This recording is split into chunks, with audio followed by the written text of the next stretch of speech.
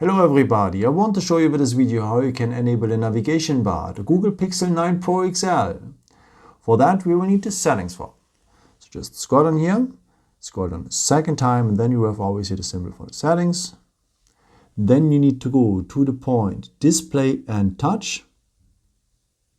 And here you are having a bit below the point navigation mode. Actually it's on gesture navigation, but if you want to have the navigation bar, you have to tap here the three-button navigation, and then you will have here the navigation bar. By the way, you can't change here the symbols, no, that the back button is on that side. You can't change it, it's fixed. Yeah, I hope I could help you with this video and answer your question. And yeah, maybe if you want, you can leave me a nice comment or give me a thumbs up. That would be very helpful for my videos. Thank you so much for. And yeah, I've created also some other videos if you're interested in, with some more tips and tricks and so on. Or you can also subscribe me if you haven't done it before. Thank you so much for your support, and yeah, maybe the next time.